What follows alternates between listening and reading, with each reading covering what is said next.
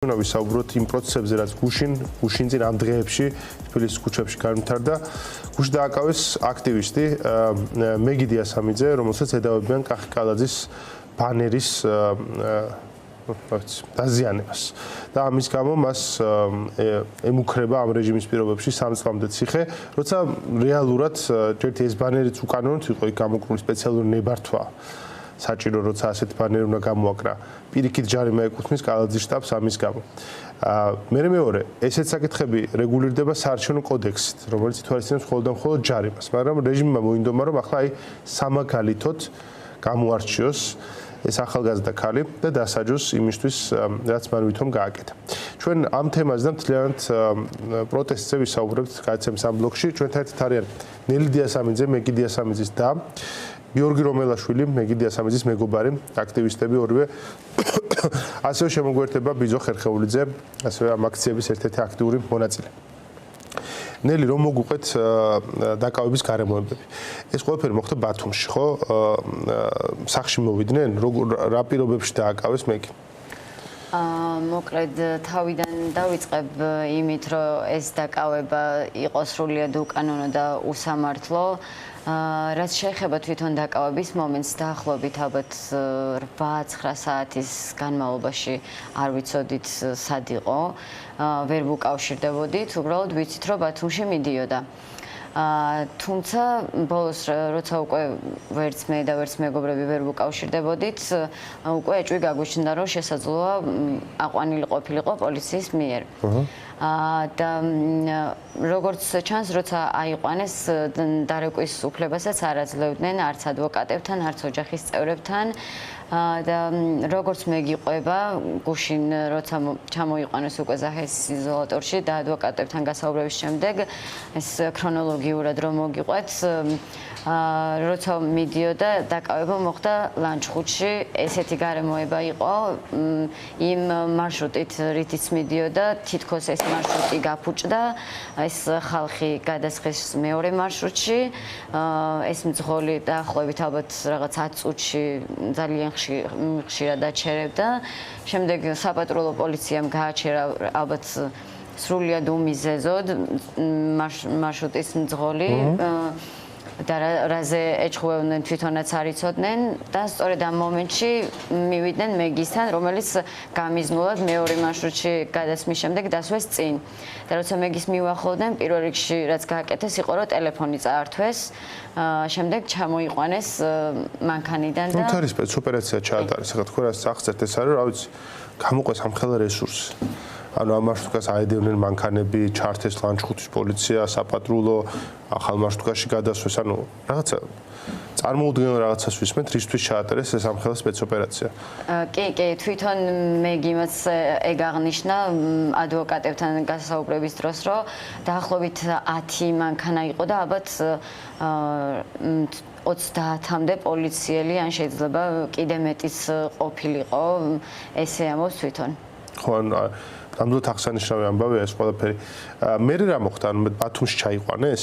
ბათუმში არ ჩაუყვანიათ, როგორც აღნიშნეს, ლანჩხუთის განყოფილებაში ყავდათ. ოღონდ რომელ განყოფილებაში? ალბათ ერთი განყოფილება ლანჩხუთში ბევრი იქნება. და მე წამოიყვანეს თბილისში, ხო? მე თბილისიდან ჩააკითხეს და აქედან ვინც ჩააკითხა, იმას დამატებით რესურსი გამოყვეს, აბა როგორ სხვა იქნებოდა. უბრალოდ საქმე იმაშია, რომ 11-ის ნახევარზე ლანჩხუთის საპატრულომ დამირეკა და მითხრა, რომ აი წუთი-წუთზე შევიყვანთ ზაჰესის იზოლატორში და ჩვენ რუსთაველიდან გავქანდით იქეთ და მთელი 11-ის ნახევრიდან მოყოლებული 5 საათამდე ველოდებოდით, რომ მოიყვანათ მეგი და საბოლოოდ 5 საათზე გამოჩნდა დაბურული მანქანით და არ ვიცი, ესე მივხვდით, რომ ალბათ მეგი იყო და რომ მივედით ახლოს მანქანასთან, ვიცანით და რაღაც პერიოდის მერე, როცა შესაძლებლობა მორჩა, მერე შევიდნენ ადვოკატებიც და გაესაუბრა. როგორ განწყობაზეა თვითონ? სხვათა შორის შემართებით თვითონ ეგეთი ადამიანია, რომ მუხტი აქვს ყოველთვის რაღაცა ენერგიულად არის განწყობილი. არ ნერვიულობს სხვათა შორის პირიქით აქეთ გვამხნევს, რომ ჩემზე არ ინერვიულოთ, საქმეს მიხედეთ და ასე შემდეგ. მინდა აღვნიშნო ისიც, რომ ყოველთვის როცა საპროტესტო აქციაზე იმყოფებოდა მეგი, პოლიტპატიმრების მშობლებს უჭერდა სულ მხარს და სულ დადიოდა მათ პროცესებზე. და ანუ იმ ქარდებს, რაც იდებოდა სასამართლო პროცესებისთვის, ამ ქარდებს მეგი აკეთებდა და რა ვიცი, თავისუფლება რეჟიმის ტყვევს და მხარს უჭერ ყველა რეჟიმის პატიმარს. ხო, ჩვენ სამწუხაროდ კიდევ ერთი პოლიტპატიმარი დაგვიმატა ამ სინდისის პატიმარი მეგის სახით და უბრალოდ ალბათ უნდა დადგეს რაც მომენტი, როდესაც რეჟიმს აღარ უნდა ქონდეს რესურსი, რომ ახალი ადამიანები აიყვანოს ტყვეთი. აი, მათ გუშინ მოუწიათ მაინც რაღაცა ჩემი თავისიანების დაკავება რომ მოუწიათ. ეს არ არის პატარა ამბავი. ეს შეხედვით ხო არც დასჭიან და რა თქმა უნდა უფრო მარტივად გამოუშვებენ, მაგრამ მრავალი წელია მათ აქვთ არჩეული ტაქტიკა, რომ მოდი ჩვენიანი არ ყველაფერში უნდა გავამართლოთ და აი რაღაცა მოხდა ბოლო დღეებში ისეთი, რომ მათ მოუწიათ აი ამ ძალიან ისეთ მათთვის ამ პრინციპული საკითხის კუთხით უკან დახევა. რაღაცა ძალიან მახინჯი გამოჩნდა, მათ შორის მათივე ამორჩევლისთვის მელიქიშვილის გამზირზე. გიორგი, თქვენ როგორ უყურებთ და მათ შორის რომ მოგუყვეთ მეგის აქტივობის შესახებ რითი იყო ის დაკავებული და რა მოხდა იმ დღეს, თქვენ ერთად იყავით, ხო? ანუ რა ნახეთ, რა საკეთებდა მეგი ასეც, რომ თურმე სამწლამდე პატიმრობა ეკუთვნის. პირველ რიგში გამარჯობა, მადლობა მოწვევისთვის. ნუ მეგი დიასამიძეს ვინც იცნობს, არ ვიცი და ვინც არ იცნობს, გეტყვით რომ არის ადამიანი, რომელიც არის პატარა გოგონა 23 წლის, მაგრამ თუნდაც პატარა დიალოგში იმხელა მუხტს გადმოგდებს ეს ადამიანი, რომ შეიძლება გაგყვეს თვეობით. იმ დღეს მეც და ბევრი ადამიანიც იქვიდექით და ზოგადად ჩვენ გვახსოვს ქართული ოცნების მმართველობის პერიოდში, განსაკუთრებით რუსული კანონის პერიოდში ქართული ოცნების პარტაქტივის მიერ დაზიანებული არასამთავრობო ორგანიზაციების და ოპოზიციური პარტიების ოფისები, რომლებიც თბილისში დღემდეა, თუნდაც საიას ოფისი, რომელსაც რაღაც სიმახინჯეები კულტურული მემკვიდრეობის ძეგლს აწერია გარედან, ხო? თუმცა ამის არავინ არ დასჯილა.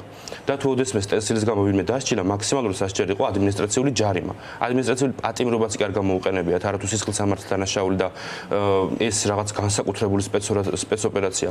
შინაგან საქმეთა სამინისტროს შეეძლო უბრალოდ მოეკვლია რა ტიპაჟის ადამიანი იყო, რომ ნამდვილად არ სჭირდება ახლა მეგი დიასამიძეს 10 შკოდიანი სპეცოპერაცია პლუს იქ ლანჩხუთის პოლიციის ჩარევა და სადღაცა ლანჩხუთის ტყეში აყვანა როგორც ტერორისტს. 9 საათის განმავლობაში ამ ადამიანს ედო ხელბორკილი, ნუ არ აინტერესებდა იქ პოლიციას ეს ტირო და იცინოდა თუ ასე შემდეგ, იმიტომ რომ ჩვენ უკვე ამ თვეების განმავლობაში და წლების განმავლობაში უკვე ვნახეთ, რომ რეჟიმს არ აინტერესებს შენი ემოციები, მიუხედავად იმისა, რომ ეს არის პატარა გოგონა და უკვე 9 საათის განმავლობაში ამ ადამიანს ჰქონდა ადვოკატით მომსახურების უფლება შეზღუდული, იმიტომ რომ ზოგადად ტრადიციას ჩამოყალიბეს დაკავების მომენტში მაშინ რომ ტელეფონს გართმევენ, იმიტომ რომ არ დაურეკო შენს უფლება დამცველს.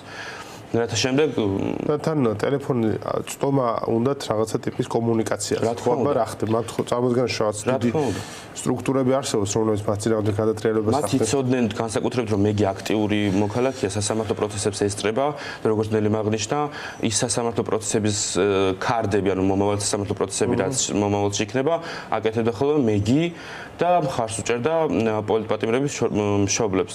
მეგისგან ერთი რაც დაზუსტებით ვიცი, არის რომ ეს არის ადამიანი, რომელიც პირიქით ჩვენზე გაბრაზდება თუ შეგვეშინდება და არ ვიბრძოლებთ.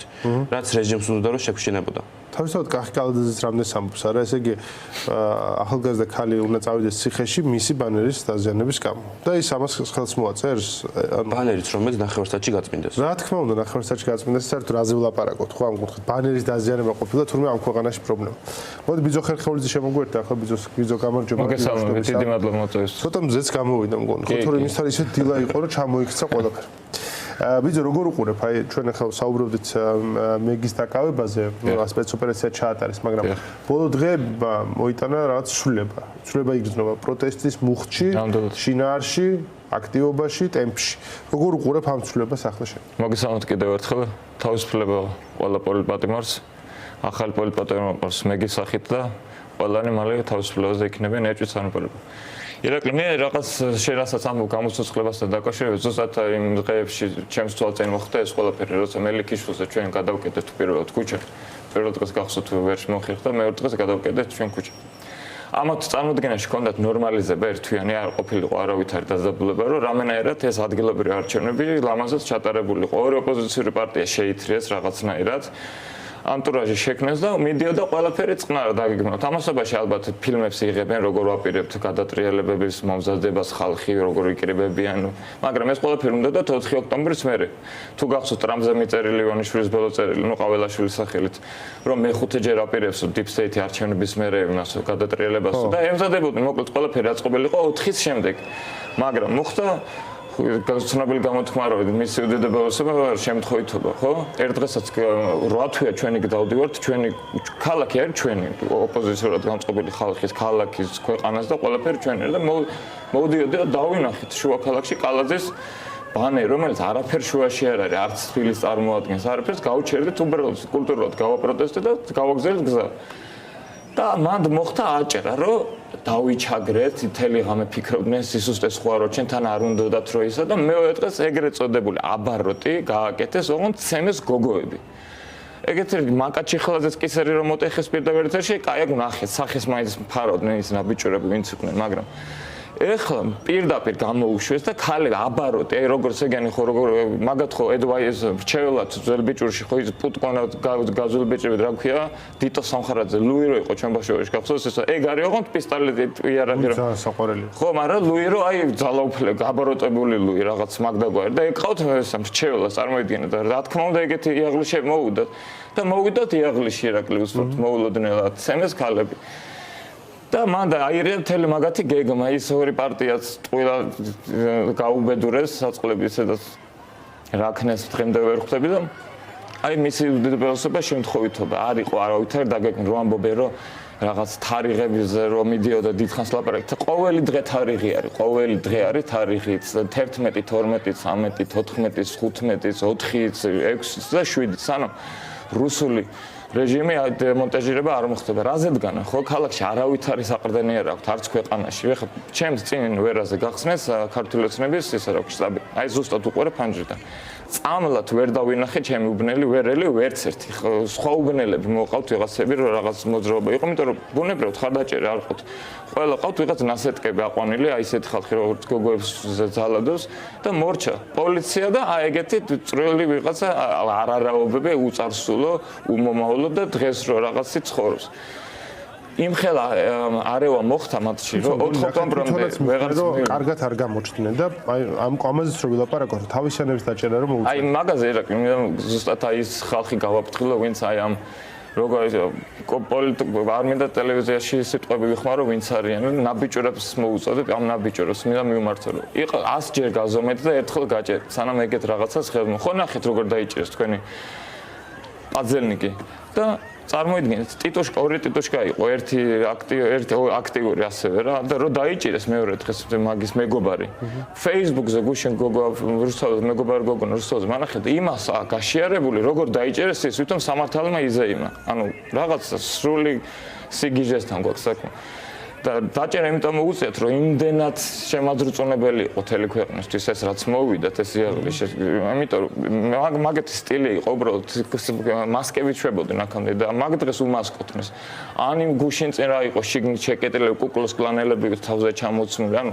ვერანაირად ვერ ამოქექეს ას არჩევანი რა თუ დააკვირდი რომ ტელეფონებს რო პარავენ ხალხს ანუ აი ინსტინქტია კრიმინალური ინსტინქტი რო აქვს რა უნდა ჩაუყოს სხვა შინაარსი და რაღაცა უნდა მოპაროს ხო ეს აბაროტი იყო სუფთა აბაროტი არა მე ამას ხო პატარა ქვეყანა ვარ ჩვენ რატომ ალავენ სახეს იმიტომ ალავენ სახეს რომ ახლა საკუთარ სასქესო ორგანოზე ხელს იკიდებდნენ ახლა ნახე როგორ რაღაცა აი ეს კიდევ ერთხელ უნდა გავიმეორო ამდილა ადრე ვლაპარაკობთ ამ თემაზე ეს ჟესტი ნუ გავრცელებული უზრდელობაა ხო მაგრამ ეს არის კიდე სხვა დონეზე გადაიყვანეს ეს ჟესტი. ანუ ბარემ ჩაიხადონ პირდაპირ, ანუ ეს არ არის უბრალოდ რაც მინიშნება, ამიტომ ხელს იკიდებენ. აგეთ რაღაც მე არც მინახავს საერთოდ. ანუ ან სად დაითვისეს ეს ყველაფერი. მე ძალიან მოსწონთ თან ეს თავი, ეს კაცი ეს დაიჭირეს სხვა შორის. აი ეს მამალაძე. ხო და ეს იხმარენ ახმარი იმისავით. აი ეს იქაროსანია ყოფილი კიდე ეს ყველა რასავით იხმარენ. ერთ-ერთი უნივერსიტეტის სტუდენტური კავშირის ხელმძღვანელი არის სტიქაროსანი სამების სეულს ხო? ჩვენი ნუ არარაობა თაკომ შეხედეთ ერთი ნახე რა ხალხი არის მოყვანილი საიდანღაც ძალიზალად აქ თავმოყარი ადამიანი აქ როგორ მივა ერთი თავმოყარი ადამიანს ვერ იპოვი წამალად უბრალოდ ერთადერთი ის აქვს, რომ რამენაირად ეხლა მეგის დაჭერით ტელეფონში შენ რომ ტელეფონის სტარტი ეს პირად ცხოვრებაში შეხსევის ერთ-ერთი ისა დიდ რო აწვალებენ, დიდხანს მიყავთ, მოყავთ. მაგრამ მაინც ეხლა ბოლომდე შეეცდებიან რამენაირად ეს ერთი თვე იქნებ აი ზღვარზე არიან რა რამენაირად უნდათ მიაღწიან რომ ჩაატარონ და მე აუცილებლად უნდა გამოვეხმარო აი ამ ყველაფრის ფონზე ლელოს და გახარიას არასდროს არ მქონდა არავითარი გულწყვეტები და არც მოლოდინები ლელოსთან განსაკუთრებით მეგობრებო ეხლა მაინც ხო ხედავთ როგორ დაიწყო როგორი არჩევნები იქნება ხედავთ ხო ხელებს ამტრევენ უკვე ჯერ რა ვიცი რა ეხლა დაიწყო ეს რა წინასაარჩევნო კამპანია გონებას მოუხმეთ არავინ არ გემტერებათ და დადეკით ხალხის ხარეს თორემ თქვენი მომავალი დამთავრებული არის მეგობრებო იქ ხართ დანაშაულის მონაწილე ის კი არ არის უბრალოდ რომ რამე არასწორ არჩევნას აკეთებ ეს არის დანაშაულში მონაწილეობა და ძალადობისკენ წახალისება მე ვიტყოდი კიდევ ერთხელ მე უბრალოდ ეს ვიტყოდი ბიძო იცი მე მგონია რომ ჩვენ ამ ფურცელს გადავშლით აუცილებლად რასაც ქვია ამ არჩევნებზე აზრთა სხვადასხვაობა და უნდა გადავშალოთ და დადგება მომენტი როდესაც აი ეს მთელი ეს მოძრაობა და მათ შორის ის პარტიების რომლებიც არჩევნებში იღებენ ისინი ვინც ამის წინააღმდეგები არიან მოუწევთ საერთო ნიადაგის ძიება უბრალოდ ერთი რამის თქმა მინდა გუშინ უყურებდი მაგალითად ლელოს შეკრება იყო სადაც პრეზენტაცია ქონდათ რა კონტექსტის შეგრძნება არ უნდა დაიკარგოს, თორე კი ბატონო, აი ვერ თახვდებით იმაზე, არჩევნებში მონაწილეობის მიღება სწორი თუ არ არის სწორი. კარგი, გავიგეთ. უბრალოდ იმ არჩევნებში თუ იღებთ მონაწილეობას, გზავნილი რა გაქვთ იმაზეც ხო უნდა იყოს ლაპარაკი. როცა აქეთ რუსთაველზეც უბედურებადი რაღაც ლამაზი ღონისძიებების დრო სამწუხაროდ აღარ არის ამ ქვეყანაში და აი ეს კონტექსტის შეგრძნება არის ყველაზე მნიშვნელოვანი პოლიტიკაში. არ შემიძლია ის გუშინ სკროლავ ესე Facebook-ს ჩემთვის და უბედურებები ხო ეს ერთი მეორეზე უბედურება ინფორმაციით და უცბად ხვდება მუსიკა რაღაცა Just a Two of Us რო არის ცნობილი სიმღერა. მაგის მელოდია უცბად მომესმა და შევჩერდი და უცბად ხვდება Reels ირაკლი კუპრაძე მეტროში ხელს ართმევს ქალბატონს და უცბად იმხელა რაღაც ანაქრონიზმი ამოვარდნილი კონტექსტი და აი რამგან ძალიან დიდი სიმპათიით ვიყავი განწყობილი და დღემდე განაპირადი რამე მაქვს უბრალოდ ესე ჰარაკის რატო იკეთებენ ესე ბლაგვიდანითთან ვერც მოკვდებიან და აი რაღაც უბედურებას შვებიან და კიდევ ერთხელ მინდა მე აი ერთმანეთს როგორც ექსემენ რომ დაიჭირეს ახლა ხო წარმოგიდგენით ეს ხალხი რომ ციხეში აღმოჩნდნენ რეებს დაწერენ ასიციან არიციან კენედის ფილოსოფიას თან მათი რა არის აი იმ დღეს უყურები სხვა შორის აი და პირველი დღე როცა იყო იმის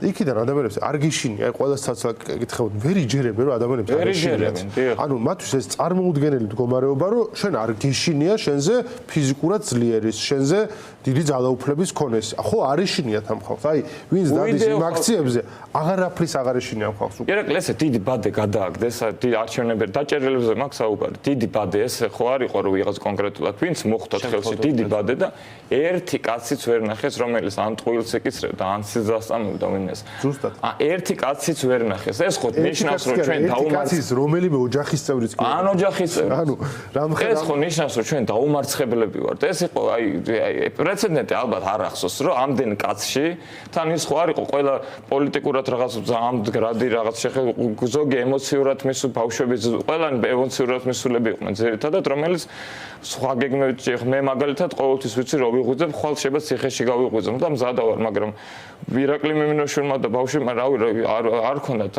დარწმუნებული მაგაზე ნაფიქრი ჯერ მაგრამ ერთი კაციც ვერ მონახეს ჩვენ ვართ ერთი დიდი ოჯახი რომელიც აუცილებლად გაიმარჯვებს და იქეთ არიან რა ისე რა კერჩევას დიტო სამხარაძე ეს პუტკუნა რო ძველი როგორ შეადარებ ეგრო კაცოს ვინმე უფრო ბლატნოვი მოძებნეთ მეგობრებო დაილია სადმე ქუთაისში ან სადმე გაიარეთ უფრო გაიმრჩეველი გეყოლება ქუთაისელია აუ რა ყველაზე დუბლებში ყოფილი დუბლების დუბლებია ნელი თქვენ როგორ უყურებთ ამ პროცესს აი თქვენ აქციებში იღებთ მონაწილეობას გუშინ რუსთაველზე იყავით რა შეიცვალა ბოლო კვირებში რას გრძნობთ ამ მიმართულებით არის თუ არა ცვლილება აი მათ შორის არა რაოდენობაში არამედ შემართებაში მოქალაქეების რომლებიც აქციებს დადიან უნდა აღნიშნოთ რომ რაოდენობაშიც არის ცვლილება და შემართებაში განსაკუთრებით აი შესამჩნევი არის ეს ცვლილება აქამდე თუ რაღაც აი შეიძლება რუსთაველზე ვიდექით აი კალაძემ ანუ თავის თავს გამოუტანა განაჩენი იმით რომ მელიქიშვილზე გამოფინა თავისი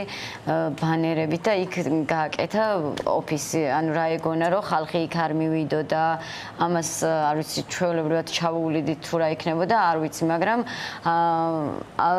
ანუ რაც უნდა და მიიღო ჩემი აზრით საკადრისი პასუხი და ჯერ არ დამთავრებულა აქ ყველაფერი რა თქმა უნდა ჩვენ საქმეს აუცილებლად ბოლომდე მივიყვანთ და თუ ვინმეს გონია იქედან რომ ერთი ან ორი ადამიანის დაკავებით აქეთ ვინმეს შეაშინებენ ან თვითონ დაკავებულებს შეაშინებენ ეს ძალიან დიდი სიცრუე იქნება იმიტომ რომ ჩვენ პირიქით ეს გვაძლიერებს და რომ ვიცით რომ ადამიანი ყავს დასახსნელი აქეთ რა გაგვაჩერებს მართლა არ ვიცი ხო სხვა შორის ინის პატიმრების საკითხმა ეს პასუხისმგებლობა ნამდვილად ყველაზე დიდი პასუხისმგებლობა ალბათ ამ პროცესში რომ ვერავინ გავა ამ პროცესთან ისე სანამ სინდის პატიმრები არიან ციხეში ეს არის ვალდებულება პირველ რიგში და ძალიან მნიშვნელოვანი თან და აი მე მართლა კიდევ ერთხელ მიუბრუნდები იმ საკითხს რომ აი რაღაც გამოიწრთო ეს აქციის მონაწილეების ძალიან დიდი ჯგუფი ნერვების ფიზიკურ რა ვიცი ყველანაირ ომში ფინანსურ ომში ხო ხალხს აქ 100,000-ობით ლარი შარიმა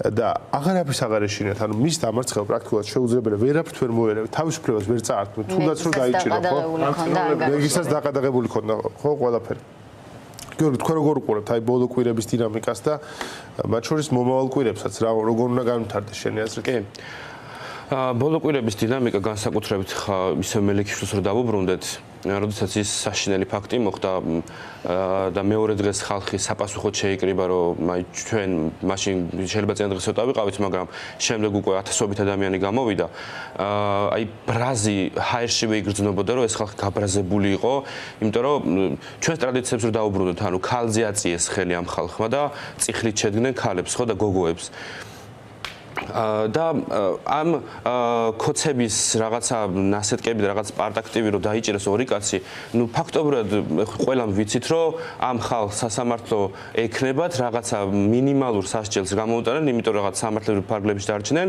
მაგრამ ეს არის 50 კაციდან დაჭერილი ორი კაცი. და ოღონდ სამართლებიან მზიამაღლობელ და ნინო დათაშვილით სამართლებიან ძალადობაზე და ეს ორი ადამიანით სამართლება ძალადობაზე. ჩვენ მე და ნელი არა მარტო მეგიდია სამიძის მეგობრები და ოჯახის წევრები ვართ, არამედ წლების განმავლობაში ნინო დათაშვილის მეგობრებიც ვართ ჩვენ და ვიცით ეს ამბები.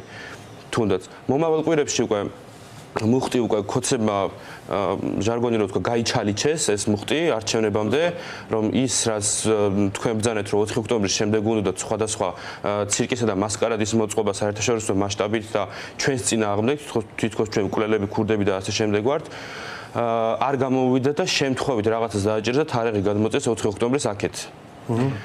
შესაბამისად მუხტს უკვე ჩვენ გავიართ უკვე ტერორისტ დღეები მართლა, როდესაც რამაც ჯარიმები და პატიმრებები, რაზეც ნუ შიში ისეთი გრძნობა, რაზეც ვერავის ვერ გაამტყუნებ, რომ რატომ შეგეშინდა, ხო? მაშინ იმუშავა, მაგრამ 300 დღე ქუჩაში ვდგავართ და ჩვენ ფაქტობრივად რაღაცა ნაკვერჩხალში უკვე რაღაცა რკინაროდნება ასე ვართ უკვე, რომ აღარც გვეშინია უკვე, აღარ ჯარიმის, აღარც ყადაღის, აღარც პატიმრობის, ალბი კორძაიელ ამისა გადასახდეს ზაჰესულეთში იმდენჯერ იჯდა, ხო? შესაბამისად ხო, მეც რა აკადემიებმა მართლა ყველაფერი გაიარეს, ყველაფერი ნახეს და ახლა არის სხვა ეტაპი უკვე მე ძალიან ვაფასებ თვითონ ადამიანს რომელიც არის ამ თავდადებით უდგება ამ საკითხს. ვიძო როგორ უყურებ მათ შორის, აი მე მგონია რომ თავი პრობლემა არის ის რომ რაღაცა ჯგუფებმა, პოლიტიკურმა მათ შორის ჩათვალეს რომ იცი რა რუსთაველზე აფეღარ ხდება რა. იკრიბება 300-400 კაცი და ჯობია რომ ნუ და მოვიკლათ წარსულ დროებზე ფიქრი რა და შევქმნათ რაღაც სხვა პროცესი და ეს სხვა პროცესი ზოგმა დაინახა არჩევნები ზოგმა რა და სინამდვილეში ამან მე გამოიწვია რაღაცნაირად ეს გაყოფა და გამოვიდა რომ არჩევნებში მონაწილეობის სურველი პარტიები და რუსთაველზე მოსერული პარტიები არა და ისინი ამბობენ რომ ისინიც უჭერენ ხარს ამ პროტესტს ხო მოდი ამაზე რომ ვილაპარაკოთ რამდენად მნიშვნელოვანია რომ მაინც რაღაც მომენტში საერთო ნიადაგი ვიპოვოთ კი ძალიან ყველაზე დამაზიანებელი ეს იყო რომ დასჯილის ეფექტივის ქონდა თავიდან ლეოს გადაწყვეტილებას მაგრამ ვერაფრით ვერ შედგა ეს არჩევნები ირაკლი, ანუ არც განიხილება, სანერვიულოს გაყოფა ვერ მოხდა, რომ აზრი გაიყო, ვერ ვიტყვით, ახლა ნამდვილად ობიექტურად ვერავინ კაციშვილს ვერ ნახავ, რომ არჩევნებზე სერიოზულად ლაპარაკობდეს. აი ძველ მანქანებს რო წინიდან ქოქავდნენ, აეგრეთ ცდილობენ ამოქოქო, მაგრამ ვერ ამოიქოქება, რაც არა ახლა ამ ფურცლისგან, ამ რეულისგან, ახლა ვერ გახდება ის ვეფხისტყაოსანი, ხო, რაც არ უნდა გვეცადოთ. არაფრით არ გამოდა. ვისაც ეგონა რუსთაველზე რაღაც მიწყნოს, ზუსტად თავრობას ეგათვლა ქონდა, რომ იქ არაფერი არ ხდება, ჩვენს ნუღა გავაღვიო, 4 ოქტომბერი ჩავაწყნოთ, ჩავატაროთ წყნარად, მაგრამ დავიწყოთ თავი რაღაცა. აქ არ არის ვინმე პოლიტიკური ჯგუფი, ლიდერი, აქ არის ორგანიზატორი, არის ხალხი. რა როდის მოხდება, ეგ არავინ არ იცის, იმიტომ რომ ხალხმა ზუსტად იცის, რომ პარტიები, არასამთავრობო ორგანიზაციები იქნება თუ ვინც გინდა იყოს, ჩვენ ყველანი ახლა ისეთი ყოფნა არ ყოფნის წინაშე ვდგევართ, რომ რის ადგილობრივი არჩევნები, არც განიხილება ვერ შედგა მოკლედ, იმის თქმა მინდა, რომ გაყოფა ვერ მოხდა. ნერვიულ ძალიან ბევრი ნერვიული მაგ საკითხზე თავის დროზე, როცა ლელო გავიდა, რომ მეთქი ხალხში ის არ მოხდეს გაუერება მეთქი, მაგრამ ვერაფრით ვერ მოხდა. ვინც ვიყავით 99% თუ 100% ისევ იგივე აზრზე ვართ. ისინი აღმოჩენ უბრალოდ ძალიან ცუდ ნავში და აი თელი გული დედასფიცავარ მინდა რომ რამენერად გამოახწიან მაქედან და პოლიტიკურ პარტიებზეც მინდა ვთქვა ხო რა იმიტომ ნახე მეორე მხრივ აი ხა ჩვენ ლაპარაკობთ აი თქვათ არ ვეთანხმებით ლელოს გადაწყვეტილებას მიგაჩნია არასწორად და მეორე მხარეს სხვა არიან პარტიები რომლებიც ბოიკოტის რეჟიმში არიან ისინი რას აკეთებენ მათ შორის მეც ჩვენ მაგალითად რუსთაველზე სიარული იყო ჩვენი თავარი საქმე და მოლოდინი ესეთი დღისათვის რომელიც ეს ჩვენ გამოჩნდა რომ სპრინტერები არა ვართ ჩვენ საქართველოს შეგვძლებია დიდი ხანი ჩვენი მიზნისკენ სვლა და პარტიებზე ვიტყოდი რომ ხანდახან ისი ძიძგილობას წავაწყდები ხოლმე ჩვენს ხარეს რომ ხანდახან გონია ხოლმე რომ მოწყვეტილები არიან რეალობაზე და ვერ ხედავენ რამხელა გამოწვევების წინაშე ვარ და ყველას მოუწოდებ რომ ვიყოთ უფრო სერიოზულები, ყოველდღიურად, ყოველი თარიღი, ყოველი დილა არის მნიშვნელოვანი. აი პოლიტიკური პარტიები რას აკეთებენ, რომ ძალიან მნიშვნელოვანი იყო პარლამენტში არ შესულთა გაერთიანება, ზოგადად რო ყოფილიყო ეს ფორმა. ვინც ვიყავით პარლამენტში არ შევედით, ძალიან მნიშვნელოვანი იყო და მოვიდა კიდევაც მაგრამ მოიტანა დელეგიტიმაციის პროცესი მოთხოვნილება ხო იმდენი გვაქვს მაგას მე და უბრალოდ აღარ ვიმეორებ ამ ძველ მიღწევები გასაგები არის და ეხლა უკვე ახალი მიღწევების დრო რაღაც და მათ შორის ახალი მიღწევა მთავარი იქნებოდა ალბათ რაღაც საერთო პოლიტიკური ნიადაგის მოძებნა ჩემი აზრით ირაკლი პროცესი ეხლა ისე კარგად წავიდა ყოველთვის ესე ვერდება პოლიტიკურ პროცესში განსაკუთრებით ესე მაგიდაზე და სპექტაკლის წინ რომ მოემზადებით სპექტაკლი ესე და ესე ვერ მოხდება პროცესი უნდა დაიწყოს და პროცესი დაიწყო, რომელიც არ იყო გათვალისწინებული არც ოცნების მხრიდან და არც იმ ძალათ ოპოზიციონერების მხრიდან. უნდათ რაღაცნაირად წასულიყო ისა, ყველაფერი წყნარად დამთავრებულიყო, მაგრამ არ გამოვიდა და არც გამოვა. მაგრამ ირაკლი ბოდიში ერჭვი არ მეპარება ვინც აზრ შეიცვლის, როცა იქნება და გადმოვა ხალხის მხარეს, ჩვენ მივიღეთ. მაგრამ რაღაც ფიქრობ, რომ სტანდარტი საქართველოში ერთხელ და სამუდამოდ უნდა დაამყარდეს, იმიტომ რომ ყველაფერი მოსულა, მაგან მოგვიყვანა აქამდე, იმიტომ რომ არ აქვს ადამიანს შიში, რომ აი რაღაცას გავაკეთებ მე და ერთ თვეში ხალხი დაივიწყებს და ისევ აქ მოვალ მე 4 თვეში სხვა რაღაც ახალი თაობა და ახალი საზოგადოება დაიბადა, რომელიც ვერ პატიოს, ძალიანაც რო უნდადეს, ვერ აპატიებს, ახლა ის გულში ლახვარი ჩაგვასეს ზურგში პირდაპირ. მაგრამ არ გამოვიდა და ძალიან ბედნიერი ვარ, რომ ეს გახლეჩვა ვერ მოხდა ვერანაირად, რომ თითქოს ერთი ჯგუფი ააპირებს არჩევნებში, მეორე არ აპირებს. ყველა თელი საქართველო ვინც არის, ვართ ერთ ჯგუფად, ერთ ოჯახად და ეგენიზიან სამწუხაროდ ოცნების ნავში. გასაგებია, მოდი ამ თემასთან დაკავშირებით მინდა ვიკითხო, პოლიტიკური მდგენელი როგორ არის ამ პროტესტის და პოლიტიკური პარტიების ადგილი სად არის ამ პროტესტში? აი თქვენ როგორ ხედავთ ამ ნაწილს? მეც დავეთანხმებ იმას, რომ პოლიტიკური პარტიების ის განცხადება და ის საქციელი, რომ პარლამენტში არ შევიდნენ, ეს იყო ძალიან მნიშვნელოვანი რაღაც და ჩვენგან დიდი მოწონებაც დაიმსახურა, თუმცა უფრო კარგი იქნებოდა თუ ყველა ოპოზიციური პარტია შეთანხმდებოდა, თუმცა ეხა რაც ხდება, არ ვიცი, ალბათ სრული სიგიჟეა, თითქმის ყველა ოპოზიციური პარტიის ლიდერი ციხეში ზის, თუმცა არ ამგონია ეს ოპოზიციური პარტიების საქმიანობას აჩერებდა, შეიძლება ლიდერი ციხეშის, თუმცა არის ხალხი, ვინც აკეთებს მნიშვნელოვან საქმეს და ვინც უნარჩუნებს ამ ოპოზიციურ პარტიას სახელს და რა თქმა უნდა, მადლობა უნდა გადაუხადოთ მათაც. ჩემი კოალიციის ორი ისიც დაჭერილი არის. რა ვიცი, გრძელისი არის ეგ ესე თქვა და ლელოს ლიდერების სასარგებლოდ ის უნდა ითქვას, რომ ისინი ძალიან ისე თამამად შევიდნენ ციხეში. გასაგებია რომ ეს სასიამოვნო ფორმატში არ დასრულდა საბოლოოდ, მათი გათავისუფლებით დამთავრდა, რაც კარგი არის. ხო, თამამად შევიდნენ ციხეში, ხარც და არ წასულა. ხო. რა ვიცი. მოდი ესე ვთქვათ, ქვეყნის წასვლის შესაძლებლობა ყველას აქვს. და ვინც ამ გადაწყვეტილებას არ იღებს ქვეყანაში რჩება და ამ პოლიტიკურ პროცესში აგრძელებს მუშაობას, შემეძლო ყველა ადამიანი რაღაცნაირად ძვირფასია. ვიღაცა ვეთანხმებით თუ არა ამ პროცესში ერთმანეთს. გიორგი, თქვენ როგორ უყურებთ ამ პოლიტიკურ პარტიების ნაწილს? პოლიტიკური პარტიები აი წლების წინანდელი განსხვავებით და დღეს, ну რა თქმა უნდა, ის ბოიკოტი და პარლამენტში არ შესვლა და არალეგიტიმური გამოცხადება იყო საკმაოდ კარგი, რითაც მხარდაჭერაც დაიმსახურეს მათ ჩვენგან. ადრე როგორც შეიძლება ყოფილიყო პარტია ჩაკეტილი და რაღაცა სტრუქტურიზებული ყოფილიყო, ახლა პარტიები უკვე ჩაკეტილები არ არიან, პარტიები უკვე გაშლილი არიან და თუნდაც უცხო ადამიანი, ახალი ადამიანი არიან მიმღებლობაში, იმიტომ რომ იციან რომ ეს პროცესები არ არის მხოლოდ პარტიული პროცესები. ეს არის სახალხო პროცესები და შესაბამისად, როდესაც თუნდაც პარტიას უნდა ხოლმე რაღაც გაკეთება, არაპარტიულ და აპარტიულ აქტივისტებს ხოლმე ძალიან ხშირად ეკითხება ხოლმე აზრს.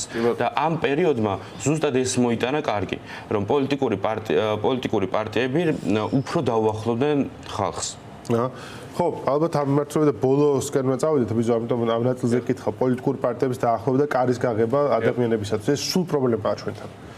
ორგანიზაციური პრობლემა არის, ხო, თითქოს ამ ხრივ როგორ უყურებ, აი პარტიული ორგანიზების. ჩემი აზრით, საერთოდ პოლიტიკასთან მისვლა იყო პრობლემა ბევრი წელი ადამიანისთვის, თვითონ პოლიტიკოსთან მისვლა და ამის ზუსტად ამიტომ უსმენ ხალხს, რომ ხაზარა ჯაფარიძის გადაწყვეტილება კიდევ ერთხელ უმყარებს ხალხს, რომ პოლიტიკოსების მიმართ რომ ისევ გადამგდებები, ძალიან ცუდ დამოკიდებულება იყო ჩვენ გავიზარდეთ ეგეთ წლებში, რომ პოლიტიკოსები ვიცით ხო, როგორი დამოკიდებულება იყო, მეც დღემდე ცოტა არ იყოს კომპლექსი რომ ეკითხება ახალი გაცნობები. საქმიანობა და აი სანამ ვეტყვი რომ პოლიტიკოსი ვარ, აი აქტივისტი და წვალებაში, იმიტომ რომ მეც რაღაც კომპლექსი ჩამომიყალიბდა იმდენად რო არ იცნობ კარგად ადამიანს და ეუნე პირდაპირ პოლიტიკოსი ვარ, ის უკვე ფიქრობს რომ შენ ხარ ვიღაცა კარიერისტი, იყო ცუდი გაგებით ყველაფერზე ხელის, მაგრამ ნელ-ნელა ეს გამოსწორდა, თუნდაც ჩვენი ლიდერების დაკავებით, რომელიც უშიშრად ჩაჯდნენ, მანამდე ამდენ წლიანი არაფერს არ შეეშინდა, ნიკამელია განსაკუთრებულად მინდა გამოყო იმდენი რაღაც გადახთა თავს არანაირ და ერთხელ დაბრუნდა პოლიტიკოსების მიმართ ნდობა, რაც ძალიან ჯანსაღი პროცესი არის და გახსნილებაზე მკითხე შენ და ამის საფუძველზე, ამ ნდობის საფუძველზე უფრო აქტიური გახდა თქვენ რაც ბრძანეთ, ჩვენ შორის თითქმის ზღვარი დაკარგული არის პოლიტიკურ პარტიასა და ორგანიზაცია ნებისმიერ ან ინდივიდთან დაკავშირებით. დაბრუნდა ხალხის მხრიდან. დაბრუნდა არა, მე ვიტყოდი პირველად ხდება, რომ პატივისცემა და ნდობა გაჩნდა პოლიტიკოსების მიმართ და აი ეს არის ზუსტად ჯაფარიძე ხაზარაძის ძალიან დიდი შეცდომა, რომ კვლავ ხალხს აფიქრებინებს რომ პოლიტიკოსები ისევ ასეთები არიან, ისევ თავის ისა და მე ვფიქრობ წაიყვანდა. ამიტომ იყო ძალიან დამაზიანებელი ყველა მხრივ ეს ამბავი. თუმცა მე მგონია რომ ისე ურჩევდი რომ აი ყაველაშვილის განცხადების მერე მაინც ისა რომ ვინც მეიღებს მონაწილეობას არჩევნებში მათ გამთავისუფლებს და მაგიტომ მაინც თქვი თუ არის რა მეგობრო. გასაგებია. მადლობა ძალიან დიდი ბიძო ხერხეულიძე, გიორგი რომელაშვილი, ნელი დიასამიძე იყვნენ ჩვენთან ერთად. კიდევ ერთხელ თავისუფლება მეგი დიასამიძეს, სოლიდარობა მას, სოლიდარობა ყველა პოლიტპარტიას. დაგემშვიდობებით, მადლობა ძალიან დიდი.